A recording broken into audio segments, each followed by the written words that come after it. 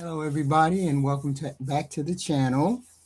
If you're an old hat, please like and share. If you're a new person, I appreciate you stopping by. Please like and share. Okay. Something is going on with this president, and I don't know what it is. I mean, he just was on a tear this weekend, and I'm not talking about politics like we usually argue about, right? Left, right, Democrat, Republican. I'm talking about the behavior. Because when the president of the United States starts sounding unpredictable, rushed, aggressive, and all over the place, that's not just politics anymore.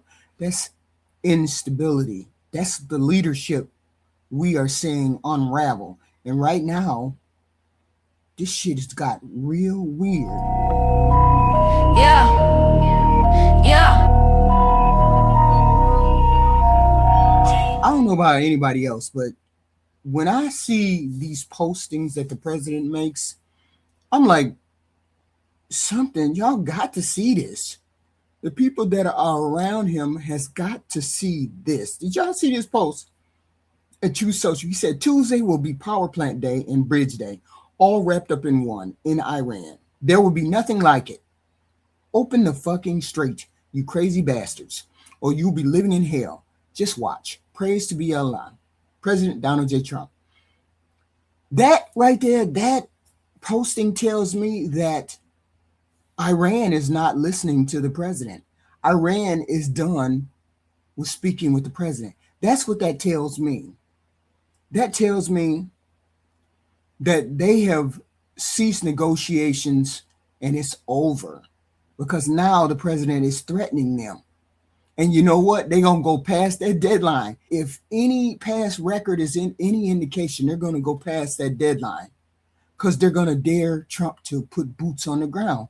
And I believe that they're trying to put boots on the ground now. But you got to talk about controlling or keeping another person's oil. This is what he said in another Truth Social. It just said that one line: keep the oil, anyone? Keep the oil. That's not small talk. That's not policy nuance. That's the kind of language that can trigger global consequences overnight. Then you got statements about the Strait of Hormuz, one of the most sensitive oil chokeholds in the entire world. With a little more time, we can easily open the Hormuz Strait, take the oil, and make a fortune. It would be a gusher for the world. President Donald J. Trump. What are you talking about? Are you talking about eliminating the people of Iran so you can get their oil? What is going on? This is not a random stretch of water. That's where a huge portion of the world's oil flows through. And he's talking about getting control of that oil. So when a U.S. president starts talking like he just can open it because he says so, or they're going to open it because he says so, now that's not how international law works. That's not how negotiation works. That's not how global power works. This is talk of escalation. Then he says this: remember when I gave Iran 10 days to make a deal or open up the Hormuz Strait? Time is running out. 48 hours before all hell will rain down on them. Glory to be God. President Donald J. Trump. So this is the deadline, 48 hours. And he said this on Saturday. So let me tell you something. Deadlines like that, that's not normal diplomacy. That's pressure tactics. That's how you talk when you're either trying to force a reaction from somebody or you're already planning for something bigger. So what is he planning? Because once you give a clock like that, you're not leaving much room for negotiation, are you? That's why I say, you people in the White House understand that this is unhinged talk. You're backing Iran into a corner, and when countries get backed into a corner, they don't always back down. Sometimes they push back, and I believe Iran is going to push back. Now let's talk about what people are noticing about you. A full weekend of rapid fire statements, rants, shifting tone, aggressive language, then suddenly silence. No visibility, no clear presence, no steady communication. Where people might have thought you were in they thought you were in the hospital. They thought something was wrong. What was going on? We don't know. You just disappeared.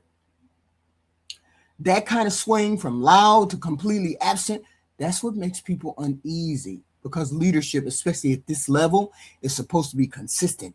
And this is erratic all weekend long, even in a crisis, especially in a crisis.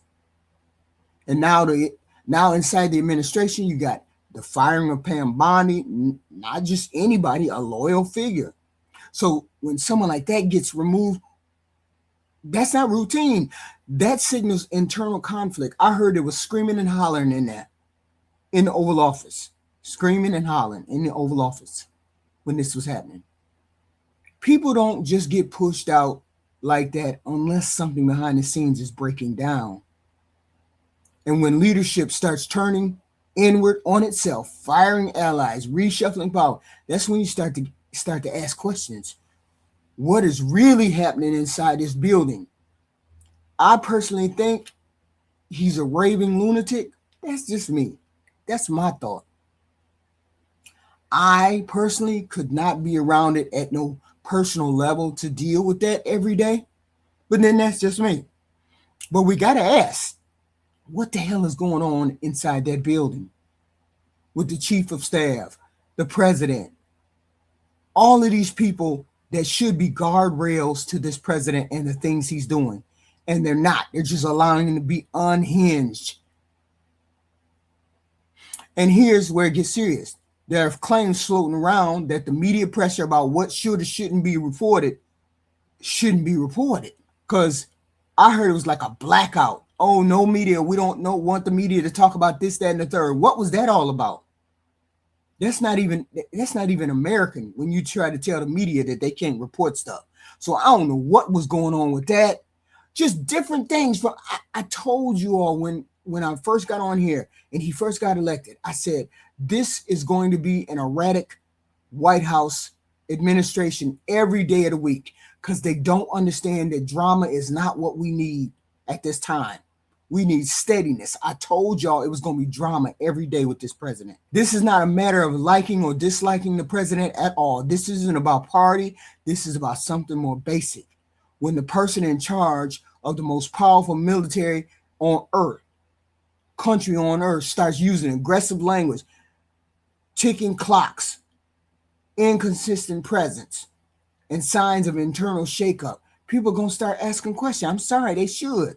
Because stability at the top isn't optional. It's required. And right now, a lot of people are looking at what's happening and asking one simple question. Do we got stuff under control there? Is the president wrapped tight enough? This is wild.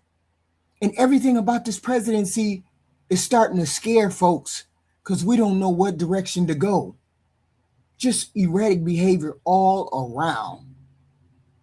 And I want you guys to comment in the comment section and tell me what you think about this story. What you think about the president's behavior. What do you think about any of this? And I'll see you guys in the next one.